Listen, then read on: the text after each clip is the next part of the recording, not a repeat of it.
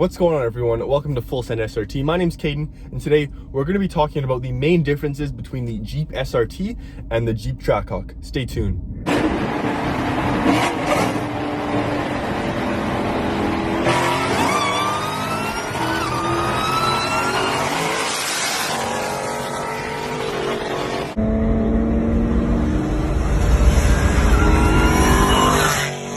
So like I said, we're going to be talking about the main differences between the Jeep Grand Cherokee SRT and the Jeep Grand Cherokee Trackhawk. Now, these are two very popular vehicles. On the left, we have the Jeep SRT, and on the right, we have the Jeep Trackhawk. In the Jeep SRT, we have the 6.4-liter naturally aspirated V8 Hemi with 475 foot-pounds of torque and 475 horsepower. On the other side, we have the Trackhawk with the 6.2-liter supercharged V8 Hemi producing 707 horsepower. You may have heard of this engine before in all of the Hellcat models and the new Ram TRX, which I reviewed. Make sure to go check out that video. I'll leave a link right up here or here.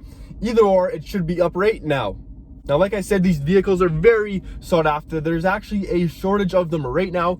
It is almost impossible to find a brand new Trackhawk and a brand new Jeep SRT. Prices have been shooting up recently, so I thought if you were thinking about getting the SRT or the Trackhawk, I would help you compare them. So the main difference, like I said, is going to be that engine. The 6.4 versus the 6.2 supercharged, we have a difference of about 220 horsepower, and we have way better stopping capability with the Jeep Trackhawk. That is obviously because you do have that extra 220 horsepower, but both of the vehicles roughly weigh around that 4,500 pound range. But in the Trackhawk, we're going to have a slightly stiffer suspension because this vehicle is meant for the drag strip. And that brings me to my second point.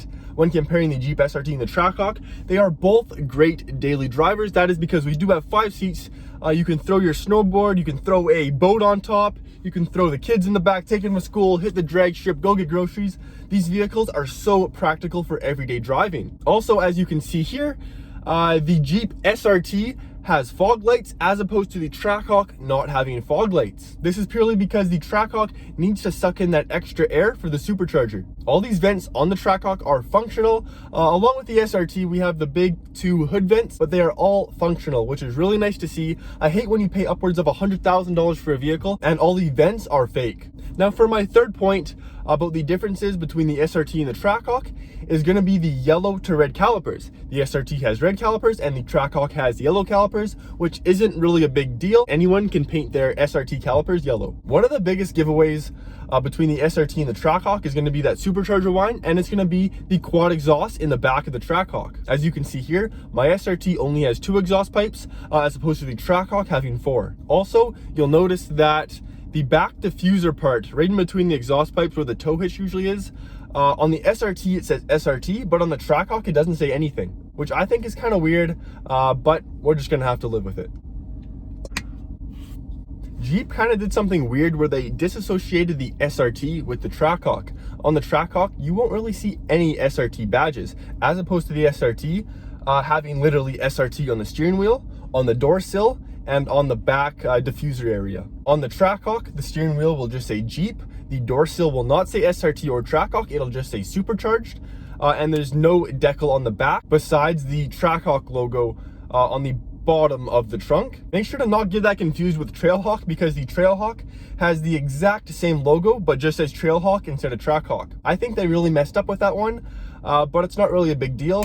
The Trackhawk is kind of a sleeper in a way because no one really suspects your Grand Cherokee to be one of the fastest vehicles on the street. And that's what it really comes down to. Do you want that 700 horsepower? Would you use that 700 horsepower? Would you have fun with it? That's what it comes down to. These vehicles are very similar besides the 700 horsepower. So by all means, grab the Trackhawk if you want that absolute beast of an SUV. The SRT is a beast as well, but it's definitely not one of the fastest vehicles on the road. If you guys enjoyed this video, make sure to hit that subscribe button, hit that like button, and we'll see you guys next time.